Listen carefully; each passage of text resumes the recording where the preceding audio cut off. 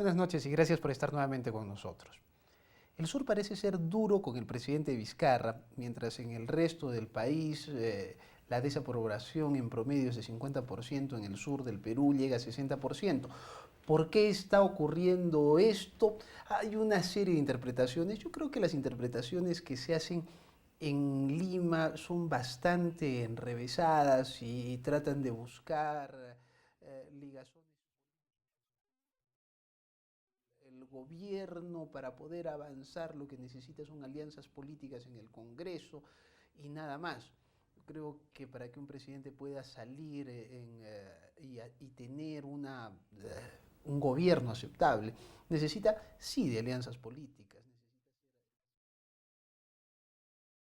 sobre todo si se tiene solo 3 años y no 5, pero sobre todo debe mantener una buena relación con la calle, con el pueblo. Eh, Vizcarra entró, entró bien, tenía una aceptación de 57%, ha caído 20 puntos en un corto plazo y esto ha sido básicamente, creo yo, por la idea de elevar los impuestos.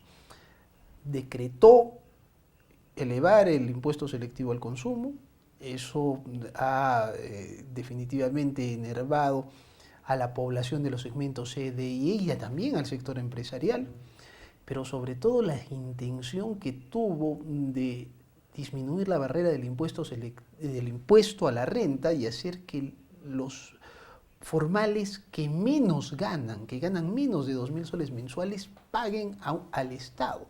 Esa gente lo que busca más bien es tener más ingresos para suplir lo que el Estado no le da.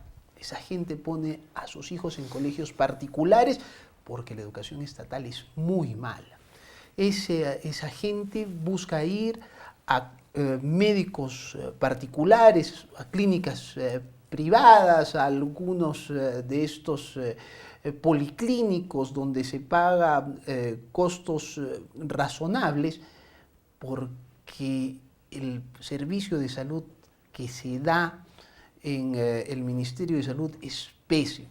Pero a esa gente querían hacerle que contribuya más, sacarle dinero a los más pobres. Creo que eso ha exacerbado muchísimo la situación, pero debe haber otros puntos de vista, así es que en el programa de hoy, en la segunda parte, voy a estar con Walter Salas, donde pretendo analizar un cóctel que se ha dado, que es Vizcarra, la selección peruana de fútbol y la política, y es que también hay políticos que están tratando de aprovechar, y algunos mal aprovecharon a la selección, como el gobierno, para dar medidas tan impopulares como la suba de los impuestos. Y además, el día de hoy, como invitado, tengo al juez Jaime Coaguila. Jaime Coaguila es un juez especial, lo entrevisté hace unos meses aquí, porque es aquellos que no solo envía a la cárcel, no es un juez canero, es un juez que evalúa las cosas, que ha tenido sentencias que creo que pueden considerarse históricas, donde ha mandado a leer a las personas sancionadas, leer libros, donde los envía a hacer servicio comunitario en vez de meterlos a las cárceles, donde en realidad en vez de terminar reformados, podrían terminar siendo peormente corrompidos.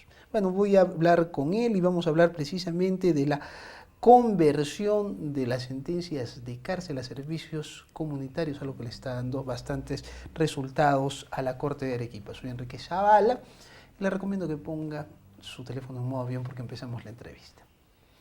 Jaime, bienvenido. Muchas gracias, Enrique, por la entrevista. Siempre es grato estar aquí en tu programa.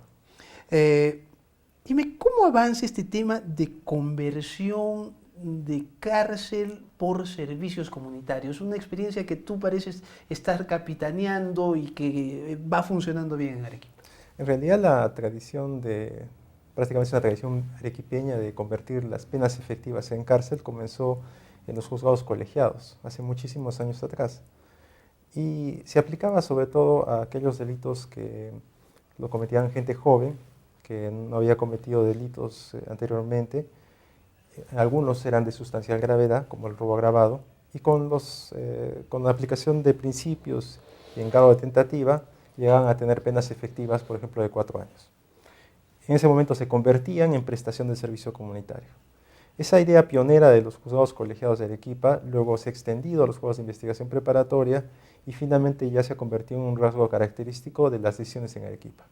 Es por eso de que las decisiones en Arequipa casi terminan en sentencias conformadas en casi un promedio de 80%. O sea, casi todos los acuerdos que se llevan a cabo en sentencia en Arequipa son sentencias que los propios sentenciados aceptan su responsabilidad y aceptan irse a la cárcel o a veces prestación de servicio comunitario. Irse a la cárcel, bueno, cuando uno comete un delito, la pena es cárcel. ¿Y cuán buena ha sido la cárcel? Porque la prisión, ¿cuáles son los fundamentos de mandar a una persona a la prisión? Más allá de la venganza social que evidentemente siempre está como parte de una sentencia. Finalmente, el objetivo de la cárcel es lograr la resocialización de las personas, recuperarlas a la sociedad. Esa es la finalidad última de la cárcel. Claro, hay un afán sancionador, pero de sobremanera lo que se busca es que las personas sean recuperables. Entonces, enviar a la cárcel, es cierto, tiene sus problemas también, porque el Estado va a gastar mucho dinero en las personas que van a estar en la cárcel, en su manutención, en seguridad, en hacinamiento y en comisión de otros delitos, porque en un escenario en el cual las personas están recluidas en un muy poco espacio, entonces pueden ser más propensas también a cometer delitos dentro de la cárcel o fuera de la cárcel. Entonces, la idea de la prestación del servicio comunitario tiene como objetivo lograr la recuperación en libertad de las personas, pero siempre y cuando analizando el caso concreto. O sea, cada juez en cada caso verá si es que esta persona sí merece la conversión. Y si no es un peligro para la sociedad. Claro, hay delitos muy graves, hay delitos que tienen especial gravedad, que los jueces no van a convertir la pena y van a ser penas de cárcel. Pero la experiencia que se tiene es que normalmente las personas que sí se les concede el beneficio de conversión no son personas que reincidan.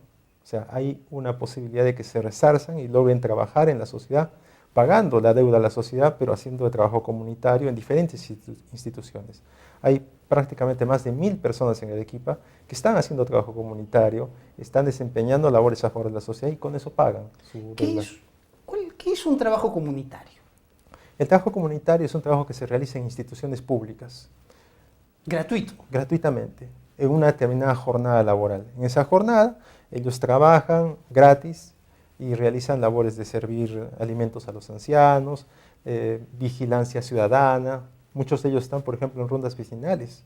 Otros están realizando trabajos en municipalidades. Es increíble, o sea, personas que han cometido delitos, podría ser delitos sí. inclusive contra el patrimonio, o sea. Sí, es posible. Y que están patrullando ahora. Es probable que puedan, si de acuerdo a su perfil tienen experiencia, pueden ser encaminados a incluso a prestar seguridad.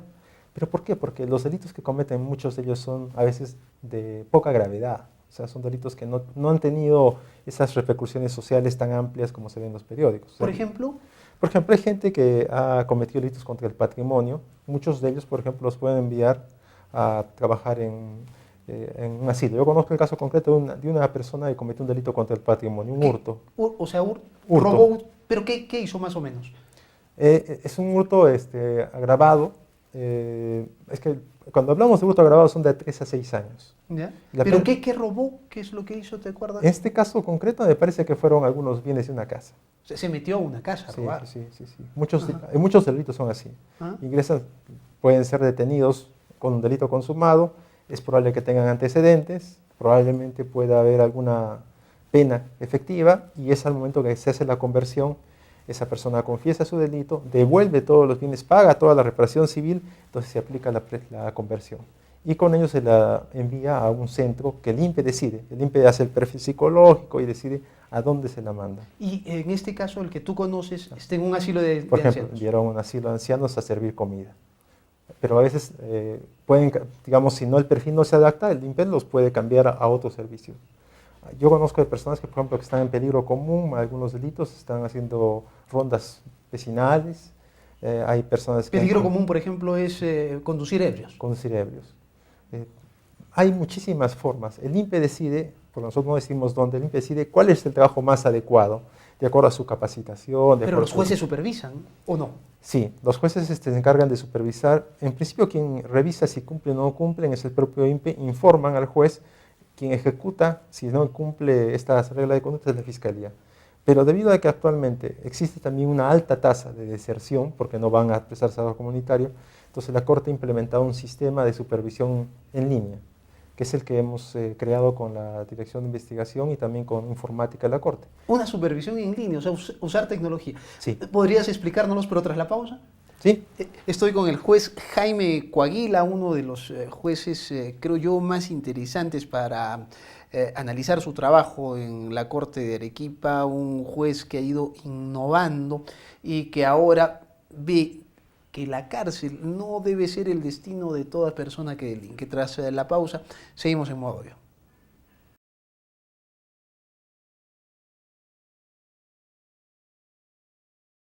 Estamos de regreso en el programa, estoy con Jaime Coaguila. Jaime Coaguila es un juez penal, creo que muy especial. Es un juez que en determinados momentos ha enviado a los sentenciados a leer libros, esa era su condena, y a hacer servicio comunitarios, algo que a mí me pareció realmente muy innovador, y ahora esto, como él ha explicado, se ha extendido y él está creando un sistema de supervisión para que las personas a las que se les cambia una sentencia de cárcel por un servicio comunitario sean supervisados prácticamente en tiempo real. Es algo así de lo que estamos hablando, Jaime, ¿sí? Sí, en realidad hemos creado un sistema que se llama SIGEMEL. Este sistema es un sistema por el cual el juez va a poder ver en el momento exacto en el que las personas prestan servicio comunitario.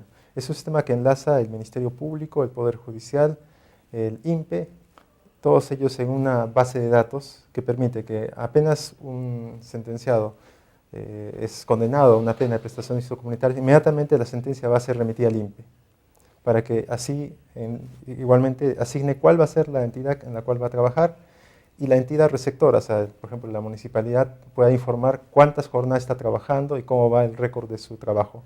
Entonces, tanto la Fiscalía como el Poder Judicial van a poder verlo directamente en el momento en que está prestando servicio comunitario, e incluso por teléfono celular, para que pueda inmediatamente saber si incumple Facebook, o no. Por ejemplo, traes una transmisión, uno podría estar grabando ahí y viendo eso. No creo que sea tan simple, pero por lo menos va a estar el informe de que sí cumple. Sí se va a poder seguir.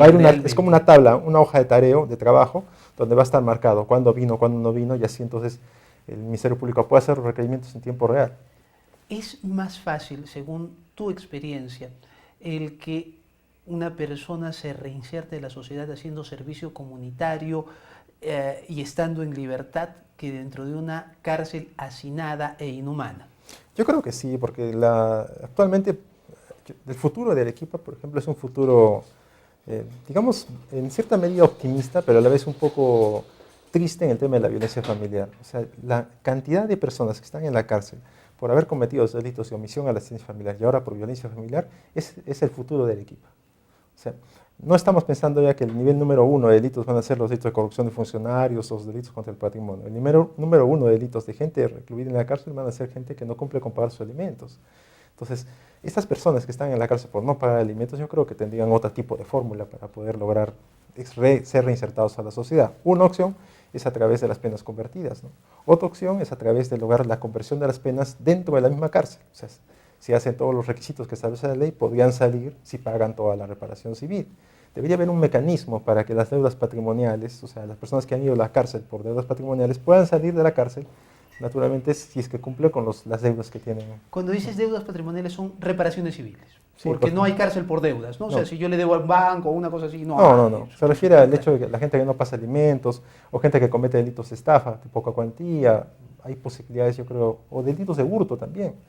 Cuando estas jornadas de prestación comunitaria, de servicio comunitario, ¿de cuánto tiempo son? Porque si fueran un tiempo completo, por ejemplo, esa persona no tendría cómo vivir, ¿no? Cómo sustentarse porque son a modo gratuito. No, se coordina con la persona que es el sentenciado para que logre compatibilizarlo con su trabajo. O sea, hay jornadas que pueden ser 3 veces a la semana, o sea, y hay horarios que el INPE va a dar. Yo sé de casos que incluso han reducido de alguna manera excepcionalmente las horas, pero siempre y cuando a lo largo del tiempo tengan que cumplir todas las horas, porque a veces tienen otros impedimentos de salud. Por ejemplo, mucha gente se ha accidentado y no ha podido cumplir en su tiempo, ¿no? Entonces, el IMPLE en cierta medida yo creo que se acomoda un poco al tiempo de las personas, pero sí definitivamente tienen que cumplir la jornada completa, ¿no? Por ejemplo, 180 jornadas o 60 jornadas. ¿Una jornada de cuánto es, más o menos? Aproximadamente la jornada es casi, no estoy muy seguro exactamente el tiempo de las jornadas, me parece que son 6 horas, no estoy seguro exactamente cuánto equivale en términos INPE las jornadas, pero es aproximadamente una jornada de trabajo. No significa que una jornada sea 1 hora, no es el equivalente. La jornada tiene, no estoy seguro si es de 4 o 6 horas, no estoy seguro, eso me aclararía el INPE. El cumplimiento de las jornadas, digamos que la motivación del condenado a cumplir la prestación de servicio comunitario es buena, ¿tú la podrías calificar como que la mayor parte lo hace y lo hace bien? Debido a que existía un nivel de deserción alto, es de que se está implementando este sistema. O sea, para lograr que la prestación sea en el 100%, es que este sistema va a ayudar. O sea, sí había deserción alta, o sea, no cumplían como deberían cumplir. No cumple porque había problemas procesales. O sea, había problemas de la remisión de la sentencia, de la comunicación del INPE, de que la Fiscalía no podía revisar, digamos, las jornadas oportunamente. Había problemas burocráticos que impedían de que esto pudiera exigirse en el plazo más corto. El sistema que estamos creando es para eso, para evitar que estos canales burocráticos impidan el cumplimiento. Ahora, sí es cierto que hay personas que no cumplen las jornadas, pero precisamente para eso, si el sistema funciona bien ahora, entonces la deserción va a ser mucho menor, porque de hecho que hay gente que no cumple, y si no cumple se le revoca y se le envía a la cárcel. ¿Tienes una idea de cuánta gente está en la cárcel actualmente en Arequipa, en la ciudad de Arequipa? No estoy seguro exactamente, yo calculo que deben ser, no estoy seguro, no puedo asegurarlo. Pero sí estamos en cárceles hacinadas. Yo tengo la experiencia concreta de las personas que vienen a firmar reglas de conducta y me cuentan cómo es, porque tenemos, por ejemplo, hay unas reglas de conducta especiales que significa que la persona que sale en libertad con un beneficio todos los meses tiene que contar su experiencia en la cárcel. O sea, no solamente ir a firmar un cuaderno. No, cuenta su experiencia y comienza a contar. Le pregunto. ¿Esa es una idea tuya o es una idea que...? En realidad, esa idea yo la implementé hace muchos años con algunos imputados que les di libertad. Y funcionó muy bien. Y hacía las charlas. Y eso luego ha sido recogido por otros jueces y actualmente están haciendo estas capacitaciones a las propias personas que vienen a firmar. Y ellos cuentan, ¿no?, cómo es la historia, cómo es cuando ingresan a la cárcel, dónde duermen. ¿Y cómo es, según lo que te han dicho? Su testimonio dice, por ejemplo, este es un caso de un optimetrista, es una persona que por no cumplir, no venía a firmar, se le revocó, no venía nunca a firmar. Y la experiencia que tiene es que al principio no tenía dónde dormir, al decidido dormía en los baños. Luego, poco a poco, escalando dentro de la antigüedad en la cárcel, después ya dormía en el suelo, en una habitación, y hasta que finalmente pudo dormir en un camarote. Pero durante meses y meses dormía en el suelo y a veces dormía en el baño. Y dormía por horas, porque no podía dormir completo. Como no había espacio suficiente, tenía que dormir 4 horas y después otro venía a dormir en su reemplazo. Otra idea también que nos contaba a todos era que tenía que bañarse a las 3 de la mañana porque había turnos. Y desde las 3 hasta las 5 de la mañana había una lista de turnos para poder bañarse todos los días. ¿Y esa lista quién la hacían? Los propios presos. O sea, porque había tal cantidad de gente que no podían entrar todos al baño. O sea, es imposible pensar que una persona pueda reformarse en esas condiciones. Es muy difícil. Las personas que salen finalmente en la Arequipa no tienen una alta tasa de reincidencia, es mucho menor. Pero sería mucho más óptimo si tuvieran todas las facilidades. Y un penal hacinado perjudica, sobre todo para la salud de ellos mismos, porque hay muchísimas personas que tienen tuberculosis, que tienen enfermedades de transmisión sexual, o tienen, digamos, enfermedades derivadas de la propia reclusión, porque al dormir en el suelo durante meses, obviamente van a tener problemas también de salud. Entonces, eso no es un trato digno para un recluso. Y si nosotros enviamos constantemente personas a la cárcel y si no tenemos otras medidas alternativas, eso significaría que tendríamos más gente hacinada y con más posibilidades de que se cometan delitos y más daño a la sociedad. ¿Tú crees que el tema de aumentar las penas desde el Congreso de la República está teniendo algún efecto. Por ejemplo, se han aumentado sustancialmente las penas contra violencia contra la mujer, ¿no es cierto? Pero parece que cada vez hay más casos y los vemos más y parece que las cosas no funcionan, o sea, no son disuasivas las penas. Históricamente las penas no han servido para lograr que la gente deje de cometer delitos. O sea, no por el hecho de que haya penas efectivas, la gente va a dejar de cometer delitos. Actualmente en Arequipa existen más de 15.000 medidas de protección, 20.000 medidas de protección, dictadas por gente que tiene agresiones en contra de los miembros del grupo familiar. 20.000. 20.000 medidas de protección. Ahora, ¿cuántos casos penales habrán? Yo en la última etapa que he estado en el juego de investigación preparatoria, cada semana venían casi como 8 personas por violencia familiar. Cada semana, solamente en mi juzgado. Y todas, como es violencia familiar, eso significa que son penas efectivas. Si aplicamos la ley a rajatabla y a todos los mandamos a la cárcel con pena efectiva, ¿cuántos padres de familia estarían en la cárcel? No alcanzarían los penales de todo el país para cubrir toda la cantidad de gente que comete violencia familiar. Entonces los jueces, en estos casos, por ejemplo, de violencia familiar, también han aplicado la pena convertida. Aplican penas convertidas. ¿Y esas personas vuelven a golpear? Según tu experiencia, ¿vuelven a agredir? Actualmente tienen medidas o sea, han pagado reparación civil y además van a trabajar. Les disponen que van a trabajar. Ahora, ahí hay un defecto en la ley, por ejemplo, porque la ley no permite que se expongan reglas de conducta cuando se imponen penas efectivas. Pero también se ha, digamos, innovado un nuevo mecanismo para evitar que vuelvan a golpear. Por ejemplo, ¿no? si es que se comete otra vez la infracción, se cometería otro delito, que sería desobediencia a la autoridad, desobedecer la propia sentencia.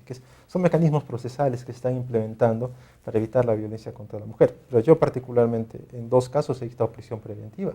Uno en daños psicológicos, cuando había agresiones psicológicas en contra de un niño, porque de una persona que había cometido tenía antecedentes, además tenía como más de 4 medidas de protección, y en el otro caso dispuse prisión preventiva a uno que había intentado matar a su hijo, me parece. Entonces son 2 casos en los cuales sí hay prisión preventiva para estos casos, pero no todos los casos son iguales, y la violencia familiar a veces es por cosas muy pequeñas, y eso no podría ameritar que mandemos a la cárcel a estas personas. Tenemos que ir a una nueva pausa. Estoy con el juez Jaime Coaguila. Él es un juez penal innovador en tema de sanciones a las personas que cometen delito. Tras la pausa seguimos en Modo Avión.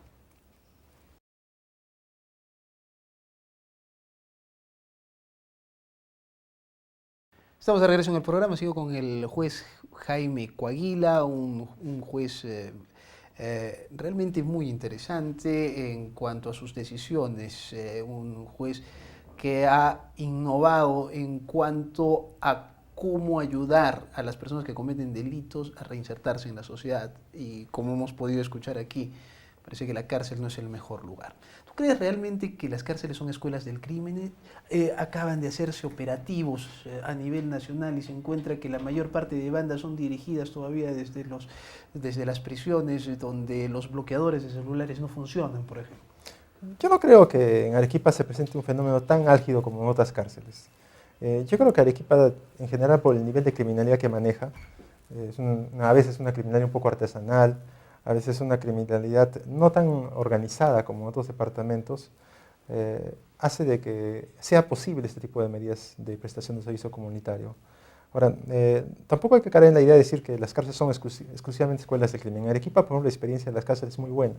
Hay el programa CREO, hay cárceles productivas. Yo he visitado personalmente el penal varias veces y he encontrado a muchísima gente trabajando, haciendo empresa en la cárcel. Hay ex reclusos y gente que incluso me he encontrado en la calle, que actualmente son empresarios y que antes estuvieron en la cárcel. Son experiencias muy gratas, he tenido muy buenas experiencias de gente a la que no le di el beneficio, pero que luego me lo he encontrado que son empresarios exitosos y que me dicen siempre, la cárcel me ha servido de algo, he aprendido que no debo hacer esto. Y se han reinsertado. ¿Por qué? Porque la tasa en Arequipa de reincidencia es muy baja.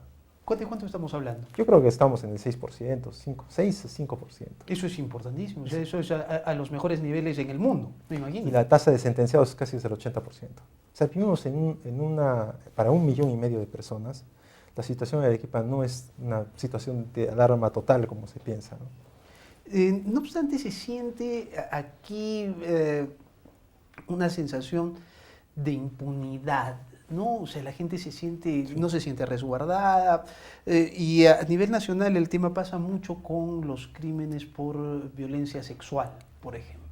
¿Cómo vamos en el tema de violencia sexual y cómo lo enfocas tú como juez? Porque hay algunas decisiones pues que son un poco, no sé, locas, ¿no? O sea, hay un delito que se pena con prisión perpetua, que son 35 años aquí, pero bueno, ¿no? Reevaluables. Pero son cadena perpetua. Y además castración química. Bueno, si está encerrado, como ha dicho el presidente de la Corte, si está encerrado, ¿para qué además una castración química, no? Yo creo que el problema en general en todos los delitos es un problema de prevención. O sea, no hay un trabajo de prevención sistemático y organizado. Primero, no bastan las personas que estén en la cárcel porque con eso ya eliminamos el problema, pero no eliminamos las causas. Yo hice investigaciones sobre, por ejemplo, la ubicación de las personas que cometían delitos de robo ahora en Arequipa. Y muchos prácticamente vivían en el mismo barrio. Si vivían la gente del mismo barrio, eran delincuentes que vivían en el mismo barrio, ¿dónde están las políticas de atención a ese barrio? ¿Dónde se están haciendo delincuentes? Bueno, eso significa que los alcaldes ni enterados de ese tipo de cosas. Es que en general no hay planes serios de seguridad ciudadana y los planes que se realizan no se hacen tomando las cuestiones demográficas, criminales que aparecen en cada distrito. Hay distritos que sabemos que tienen sectores en los cuales surgen personas que cometen delitos. Y los delitos de violación sexual también es un tema global de prevención porque hay un tema general porque los delitos de violación sexual son mayormente gente del entorno familiar. O sea, son padrastros, son tíos, son vecinos, o sea, gente que está cercana a los niños. También implica de que las mujeres dejan a sus niños solos o los dejan encargados a personas en las cuales, por ejemplo, no se puede confiar. Entonces, hay un tema de capacitación, un tema de atención, de cuidado por parte de las municipalidades, de los ministerios, que eso debe evitarse, ¿no? Mientras nosotros sigamos mandando gente a la cárcel, eso no va a solucionar el problema. O sea, necesitamos hacer un cambio estructural, un cambio y después, una vez que salen de la cárcel, hay que hacer un seguimiento postpenitenciario, porque la gente sale de la cárcel, no tiene oportunidades, puede volver a delinquir, ¿no? O sea, tiene que ser antes y tiene que ser después. Eso involucra mucho presupuesto, me imagino. Yo creo que actualmente se está haciendo algo con violencia contra la mujer, pero implica un poco de voluntad política. Yo creo que existe algún tipo de... O sea, hay personal en la municipalidad, hay personal en los ministerios que deberían tener un campo de acción también para este tipo de cosas. O sea, creo que es posible articular algún esfuerzo de esta naturaleza, ya sea informático, ya sea concentrando la información, ya sea identificando cuáles son las zonas vulnerables o cuáles son los lugares en los cuales, por ejemplo, hay que poner más deporte, ¿no?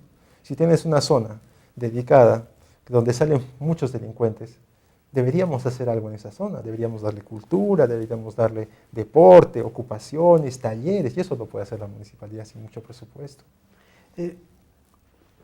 Es evidente en todo tu discurso tu coherencia en tu propuesta. O sea, tú miras las cosas de una manera social, pero eso no lo comparten muchos jueces. Hay jueces que en el Perú se les llama jueces caneros. Todo es mandar a prisión, ¿no?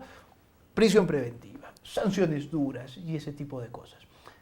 ¿Cómo crees que debe ser un juez? Bueno, he escrito bastante sobre eso. Yo creo que el juez primero tiene que ser un juez constitucional. Después tiene que ser un juez que conoce profundamente el derecho, ¿no? Pero también tiene que ser un juez humano. O sea, yo no creo en un juez que no sea humano. Yo no quisiera ser imputado, y creo que nadie quisiera ser imputado si no tiene un juez mínimamente humano, que pueda comprender también el drama que tengo, o que he tenido, o los problemas que tengo. Pero también tiene que ser un juez suficientemente solvente como para poder enmendar y decir efectivamente lo que has hecho está mal. Pero ¿cuál va a ser tu pena justa, no? No creo que en todos los casos la prisión preventiva sea la solución, porque hay posibilidades alternativas para que esta persona pueda estar en libertad. Igualmente será sentenciado. Yo apostaría más porque se privilegie más una sentencia, o sea, se logre que el éxito de un proceso es la sentencia. O sea, si el Ministerio Público logra una sentencia, es un triunfo del Ministerio Público, pero es la decisión final, porque las prisiones preventivas pueden terminar en absoluciones, y eso genera mucho más daño a la sociedad. Lo meten a la cárcel y luego lo absuelven, o luego el propio Ministerio Público archiva el proceso. Entonces demostraría la ineficiencia del sistema. ¿Tú crees? Yo tengo, bueno, casi la certeza de que la prisión preventiva ha servido al Ministerio Público para alargar plazos, ¿no es cierto? Tengo tanta carga procesal, entonces para darme un aire, prisión preventiva. Entonces ya tengo 9 meses para ocuparme de ese caso. ¿Tienes esa sensación como juez? Es cierto, porque en muchos de los casos que se conocen a nivel periodístico pasan los 9 meses, 18 meses, 36 meses, adecuación, y después el fiscal ni siquiera tiene la acusación. Y una persona sigue en la cárcel ni siquiera sin acusación. O sea, sirve como para atender otros casos, los más mediáticos, los más urgentes, y se olvidan de los otros casos que están en prisión. Al final, el señor sale en libertad, por exceso de carcelería, porque ya no solo puede tener más tiempo. ¿Esto realmente tiene una solución? Porque hablamos de un sistema de justicia, ¿no? Es policía, es Ministerio Público, es el Poder Judicial, es el INPE, es el Ministerio de Justicia. ¿Esto está funcionando? ¿Nuestro sistema de justicia está acorde a las necesidades del siglo XXI? Yo creo que el principal problema aquí es de que no funciona muy bien en la investigación. O sea, la investigación es la que falla en todo el país. Eso es policía y Ministerio Público. Hasta ahí la investigación no funciona bien, porque quedan muchísimos casos en impunidad. Muchísimos casos. O sea, tenemos muchos casos, ¿crees tú, en que hay personas que son culpables y están sueltos en plaza? Y tenemos personas que están encarceladas porque los investigadores necesitan tiempo. Hay muchas personas que sus casos son archivados, son partes agraviadas, porque no se identifica al imputado. Otros casos en los cuales no logra el fiscal recopilar toda la prueba en el plazo que tiene. Hay sobrecarga del Ministerio Público, pero también hay una gran cantidad de delitos bagatela, delitos minúsculos, delitos económicos, que no merecen estar en el sistema penal. Pero debido a que actualmente los demás sistemas no funcionan, o sea, no prefiere hacer una denuncia de estafa que seguir un proceso civil, entonces eso recarga el sistema penal. ¿Cuál es el delito bagatela? ¿Eso estafas? Delitos bagatela son delitos. El delito de peligro común, por ejemplo, es un delito bagatela. O sea, deberían existir sistemas administrativos más eficientes. El delito de cobro de pensiones alimenticias, que son casi más del 50% de la carga de la Corte, podrían tener otros caminos, no necesariamente penales, y ser más efectivos como sucede en otros países. Entonces, estos delitos pequeños, por ejemplo, hay procesos por robos de cosas pequeñísimas. O sea, yo creo que debería haber otros mecanismos para lograr que estos terminen mucho más rápido. El proceso inmediato ha logrado un sustancial éxito en el sentido de que estos casos acaban en 24 horas. Se saca, no sé, un champú de Saga Falabella con un conjunto de perfumes, llega detenido. Son casos minúsculos. Felizmente existe el proceso inmediato porque en ese acto terminan y ya no impulsan. Si no, hubiera sido con el código anterior, hubiera pasado 4 años hasta que termine y hasta de repente con prisión preventiva. Jaime, te agradezco mucho por venir y ilustrarnos en todo eso y espero que esta corriente que defiendes tú dentro del Poder Judicial pueda extenderse y hacer que nuestros jueces, como tú decías, sean jueces constitucionales, plenos conocedores del derecho y además humanos. Muchas gracias. Jaime Coaguila, juez penal arequipeño. Nos vamos a una pausa, regreso con Walter Sala, sociólogo. Vamos a hablar de un cóctel interesante. Presidente Vizcarra, la selección peruana y el aprovechamiento de la selección que se hace en la política, para bien o para mal. Tras la pausa, seguimos en modo avión.